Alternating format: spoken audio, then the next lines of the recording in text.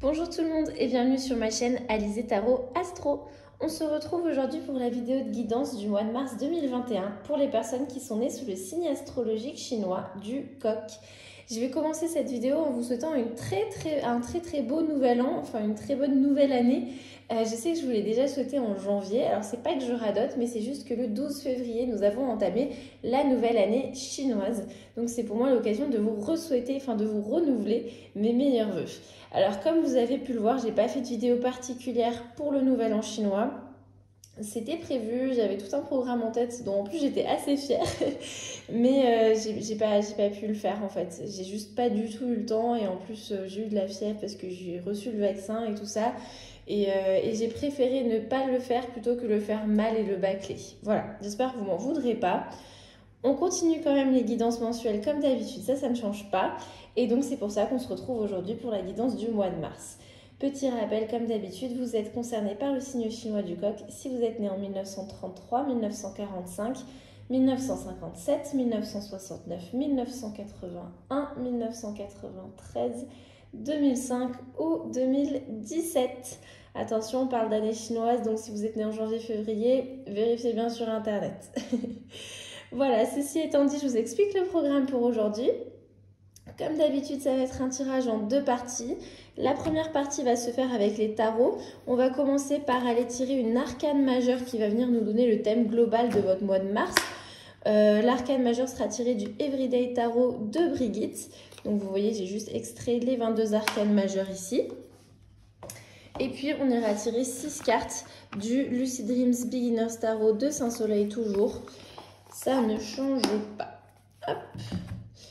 Et en seconde partie, donc on travaillera avec l'oracle. Comme d'habitude, ce sera une carte oracle pour chaque élément. Donc 5 cartes seront tirées. Il y en a une qui vous concernera selon votre élément. On travaille aujourd'hui avec le Botanical Deck parce que le mois de mars marque quand même le retour du printemps et je trouvais que c'était approprié. Le Botanical Deck qui est créé par Jessica Bott, que vous connaissez peut-être sous le pseudonyme de The Cracked Amethyst sur les réseaux sociaux. Donc c'est un deck qui contient un tarot et un oracle et nous on va travailler avec l'oracle dans la seconde partie de cette vidéo. Voilà, ceci étant dit, je tarde pas plus et on va commencer tout de suite le tirage. Donc comme je vous disais, on va commencer par tirer une arcane majeure. Cette arcane majeure, elle va venir nous donner la teinte globale de votre mois de mars, un thème important pour vous ce mois-ci.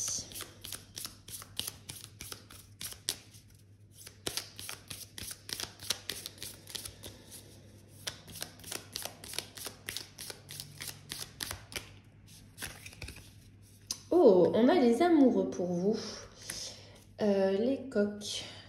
Alors, comme d'habitude, je tire d'abord toutes les cartes et après on commente. Comme ça, je ne fais pas de pause excessivement longue parce que des fois, je peux être lente à trouver la bonne carte.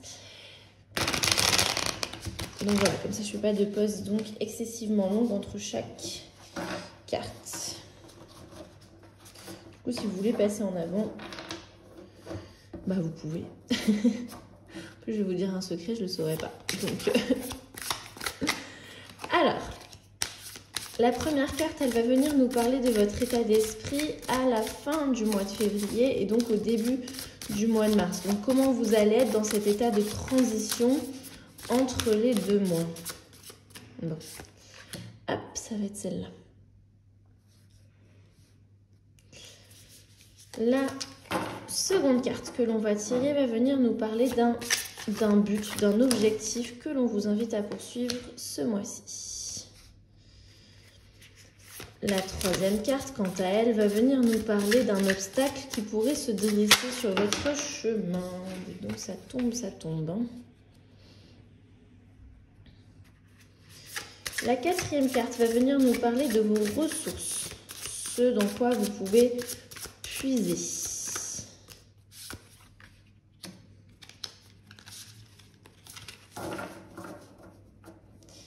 La cinquième carte va venir représenter un accomplissement pour vous ce mois-ci.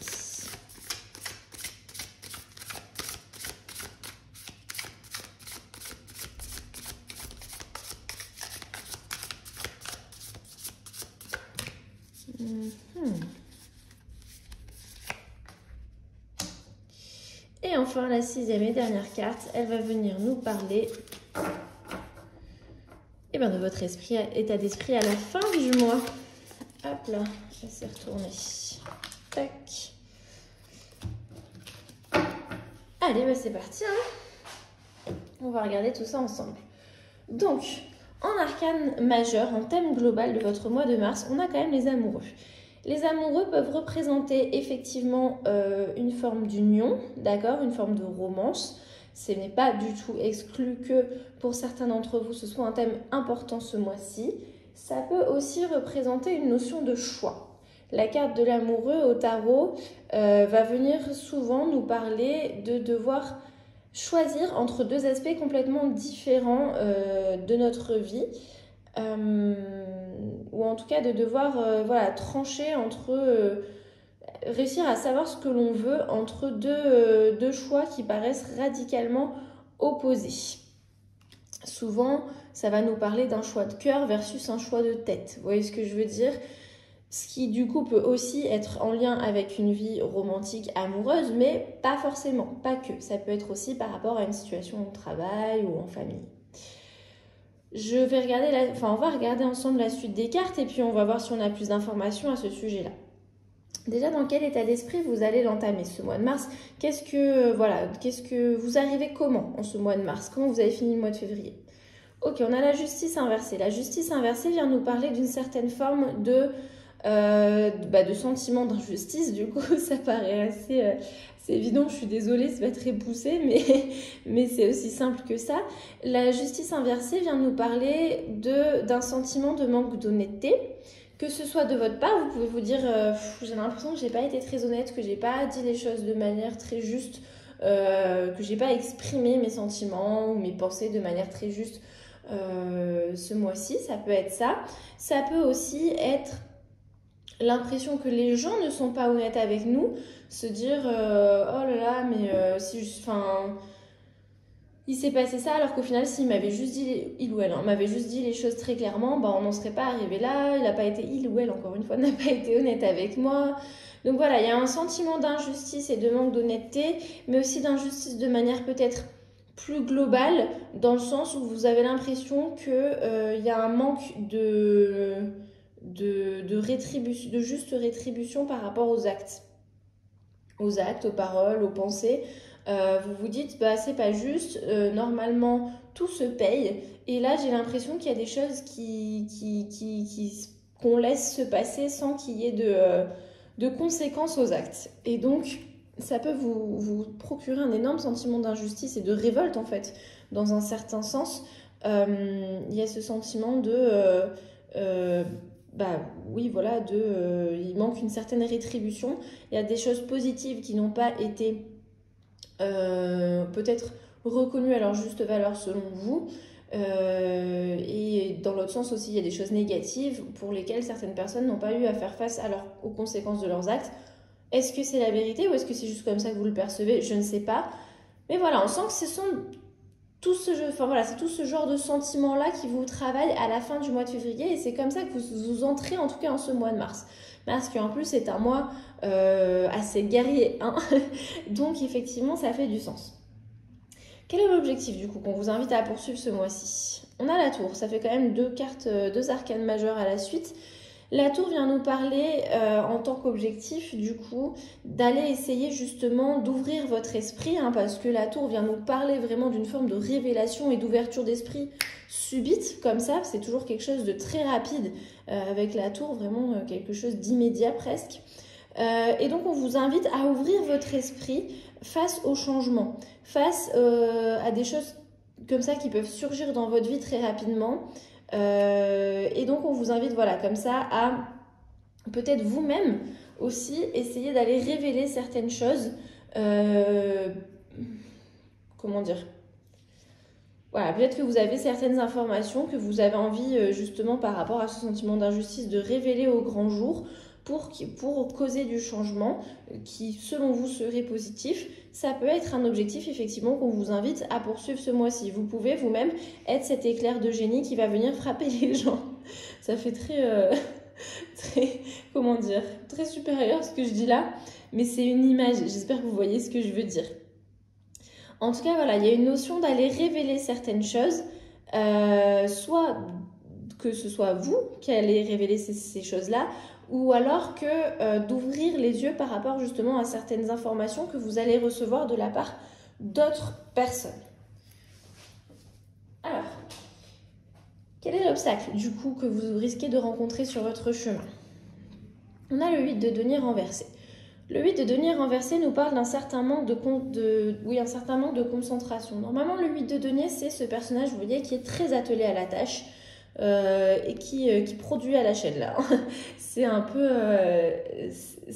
Charlie Chaplin, vous savez, dans ce film où il travaille à la chaîne et hop, hop, hop, hop, on est concentré.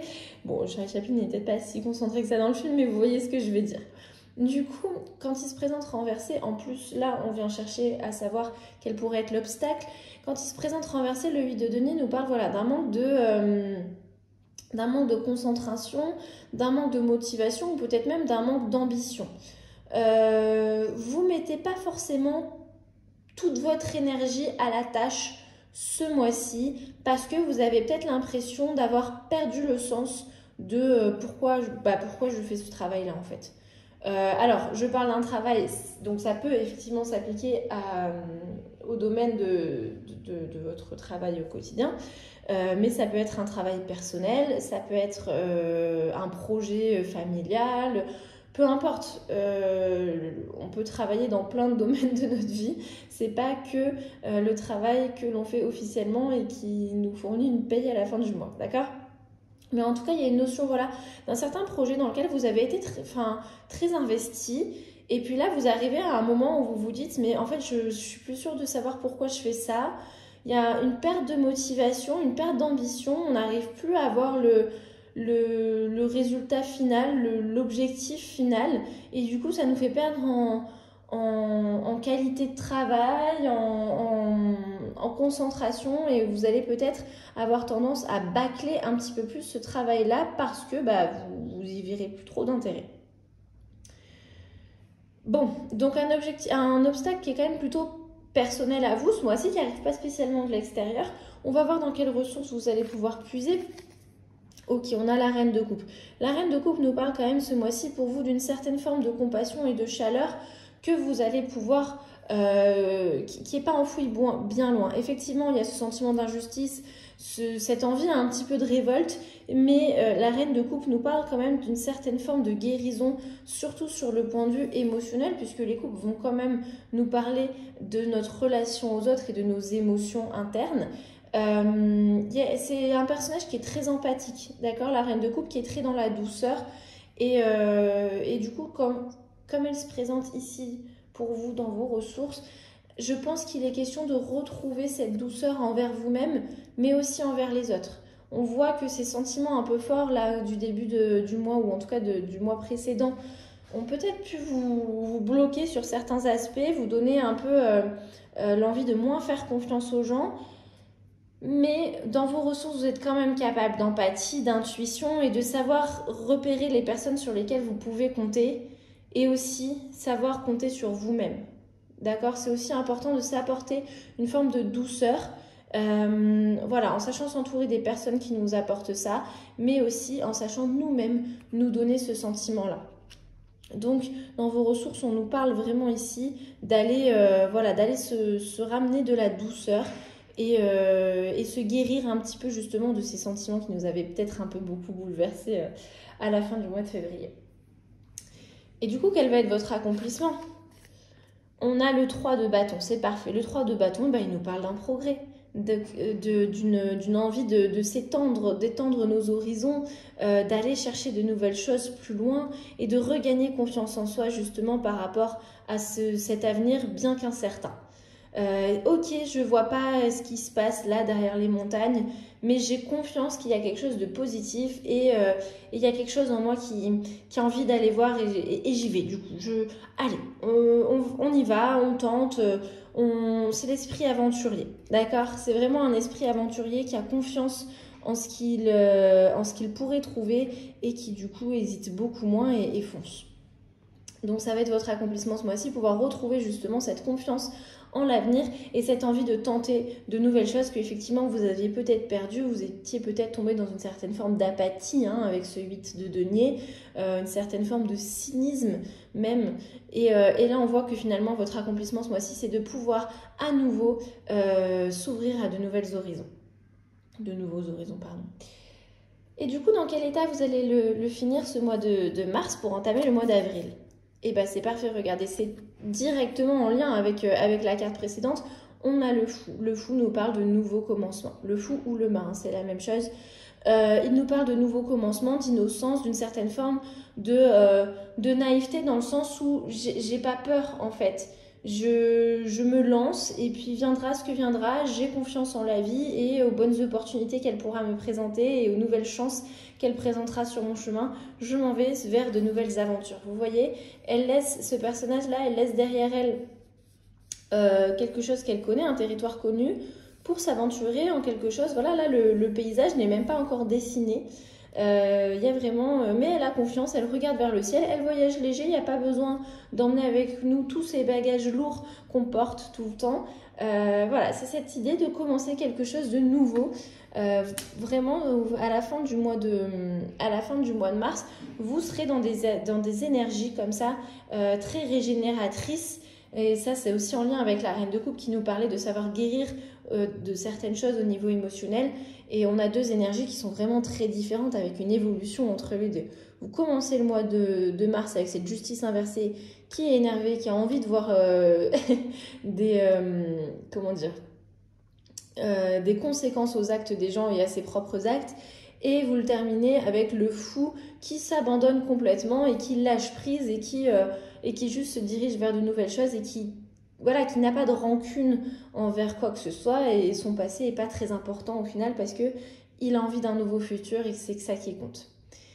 Par rapport à cet amoureux qui s'est présenté du coup au tout début du tirage comme votre thème global du mois, maintenant qu'on a vu tout ça, je pense qu'effectivement, il va être question pour vous de faire des choix, surtout avec cette tour-là, cet objectif qu'on vous invite à poursuivre. Il va être question de faire des choix par rapport à des informations que vous allez recevoir, sur ce que vous allez laisser derrière vous et sur ce vers quoi vous voulez vous diriger.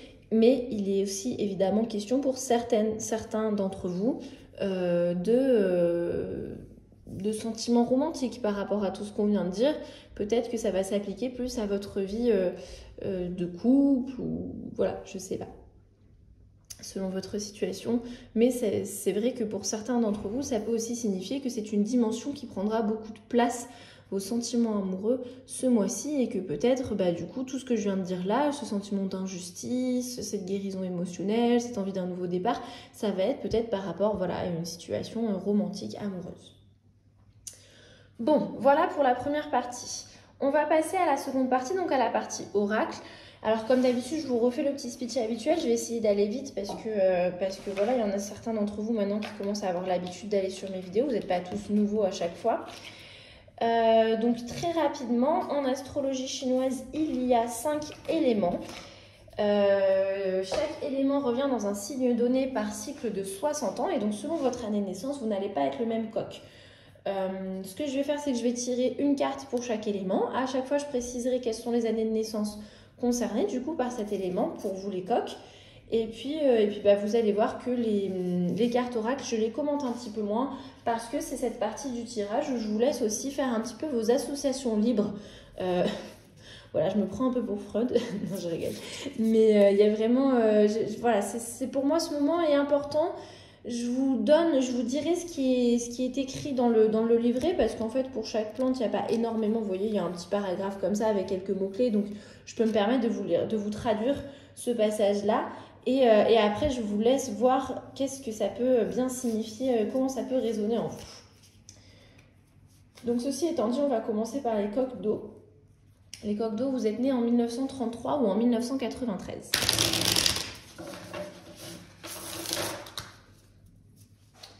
Allez, donc, coq d'eau, 1933 ou 1993. Ah oui, alors il y a plein de noms de plantes que je ne saurais pas traduire vu que c'est un deck qui est en anglais. Ce que je vais faire, c'est que je vais mettre... et je réalise que j'ai oublié de le faire pour les autres vidéos, il faut que je m'en occupe. Je vais mettre les traductions, je vais chercher les traductions et je vais essayer de penser à les mettre dans la barre d'informations sous la vidéo. Donc voilà, je réalise que je l'avais dit pour les autres vidéos mais que je ne l'ai pas fait. C'est pas bien, je fais très mal mes devoirs. Bon, voilà, peu importe. Je vais essayer d'y penser pour vous. Alors, désolée, j'étais en train de chercher dans le livre, c'est pour ça que je l'avais posé. Mais je vous la montre de plus près. Donc on a ce champignon-là qui est le Shaggy Ink Cap. Voilà, je ne sais pas trop ce que c'est que ça. Qu'est-ce qu'il nous dit? Les mots-clés associés sont la dissolution, l'abandon et le fait de disparaître. Donc ce champignon, c'est un champignon blanc qui sécrète un liquide noir, donc qu'on voit là. Et après que en fait, qui se déposent sur ces spores, et une fois que qui du coup lui permet de déposer ses spores, excusez-moi. Et c'est comme ça qu'on dit en français aussi des spores pour un champignon, je crois. Et une fois que ces spores justement sont dispersés, ou une fois qu'ils ont été ramassés, et ben le champignon va disparaître en fait. Il va se dissoudre dans une espèce de boue noirâtre comme ça. Et du coup ils nous disent il y a un petit fun fact, donc je vous le lis. Fun fact, le liquide noir qu'il sécrète du coup peut être collecté et utilisé comme de l'encre pour écrire. Ok, donc il y a une certaine notion voilà, de s'abandonner une fois que notre travail est fait, de se laisser complètement abandonner et voire même de laisser disparaître les choses qui du coup ne sont plus utiles. Voilà, j'en dis pas plus, c'est dur. C'est dur, j'ai toujours envie d'en dire beaucoup plus. En plus, moi, j'aime beaucoup parler. Mais j'en dirai pas plus. J'ai dit que je vous laissais voir comment ça a résonné en vous. Donc ça, c'était pour les coques d'eau. On va passer aux coques de bois maintenant. Les coques de bois, vous êtes nés en 1945 ou en 2005.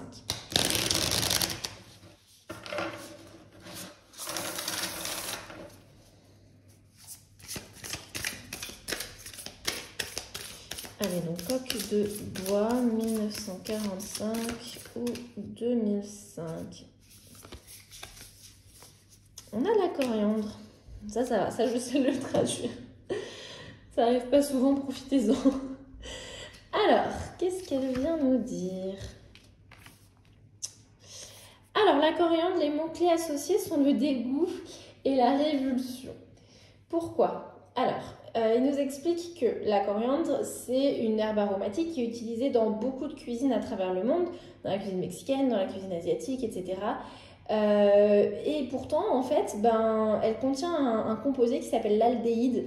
Et c'est un composé qui est aussi utilisé dans le savon. Et du coup, il y a un faible pourcentage de personnes qui peuvent sentir ce composé, en fait, quand ils mangent de la coriandre. Et du coup, pour eux, la coriandre, c'est un goût de savon et c'est absolument révoltant. Voilà.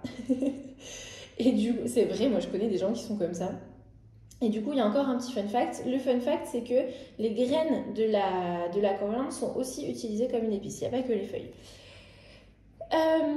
Donc voilà, qu'est-ce que peut-être peut être globalement apprécié partout dans le monde, ou en tout cas de manière assez populaire, mais que vous révolte, ou est-ce qu'au contraire, est-ce qu'il y a quelque chose que vous adorez et que certaines personnes autour de vous ne comprennent pas et que ça révolte, que ça dégoûte? Voilà, c'est des questions que ça peut soulever. Je vous laisse y réfléchir. Les coques de bois. Allez, maintenant on va passer aux coques de feu. Vous êtes nés en 1957 ou 1917, alors vous êtes coque de feu. Qu'est-ce qu'on a comme plante pour vous?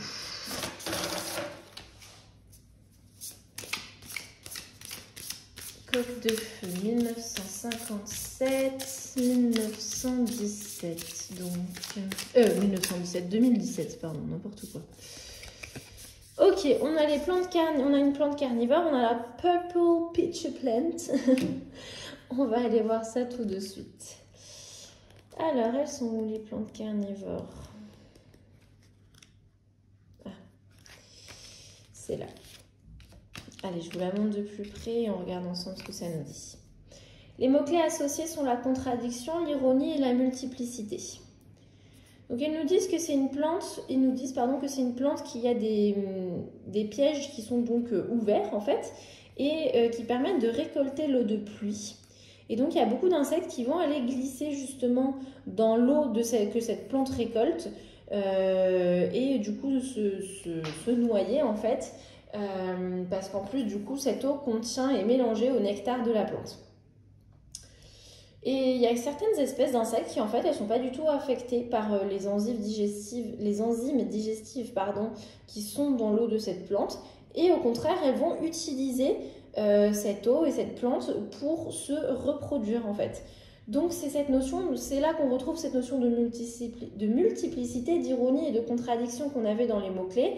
C'est qu'il y a cette notion de quelque chose qui peut être fatal pour certains et au contraire très positif pour d'autres. J'ai envie de la mettre en lien avec la carte de la tour, mais j'en dirai pas plus. J'ai pas envie de vous... comment dire de vous influencer avec ma vision des choses. Vraiment, j'ai vraiment envie ce mois-ci que vous analysiez ça par vous-même. Voilà pour vous les coqs de feu. On va maintenant passer aux coqs de terre. Et donc vous êtes coq de terre si vous êtes né en 1969.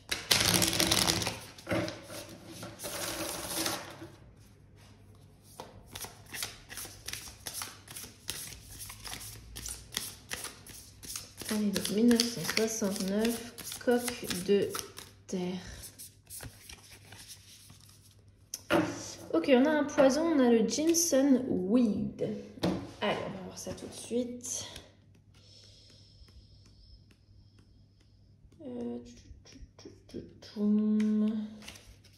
C'est ici. Alors, désolée, je suis un peu maniaque. Les mots-clés associés sont la confusion, le fantasme et la désillusion.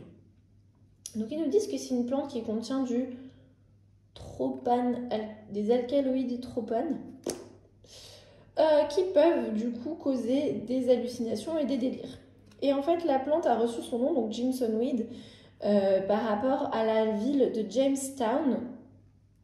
Et en fait c'était une ville où les premiers colons qui sont venus y vivre, c'était en Virginie du coup aux États-Unis, enfin dans l'état de la Virginie aux États-Unis. Ils utilisaient du coup ce poison pour empoisonner les soldats britanniques qui du coup souffraient d'hallucinations et d'illusions comme ça. Donc voilà, il y a une certaine notion de faire attention aux illusions, à la confusion, aux fantasmes, mais aussi peut-être de savoir utiliser ces fantasmes-là pour nos propres... faire miroiter aussi certains fantasmes à d'autres personnes pour servir nos propres fins. Je vous laisse voir comment ça peut résonner en vous. Allez, on va finir du coup avec les coqs d'or ou de métal, c'est la même chose. Et donc vous êtes coq d'or si vous êtes né en 1981.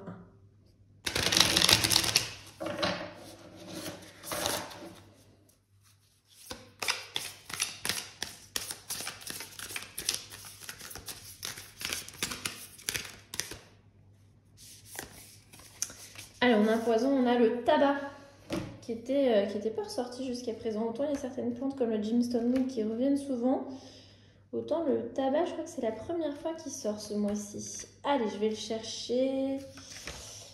Il est où? Il est là. Je savais même pas que ça faisait des fleurs aussi jolies. Vraiment, je suis nulle en plantes, hein, j'y connais rien du tout. Alors, les mots-clés sont l'obsession, l'addiction. Ils nous disent que le tabac a été utilisé comme un médicament en fait pendant des milliers d'années.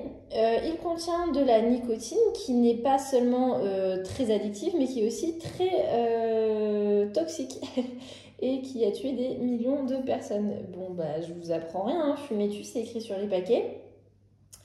Et du coup, comme ça a une nature très addictive, c'est une plante qui est très profitable de faire pousser, n'est-ce pas?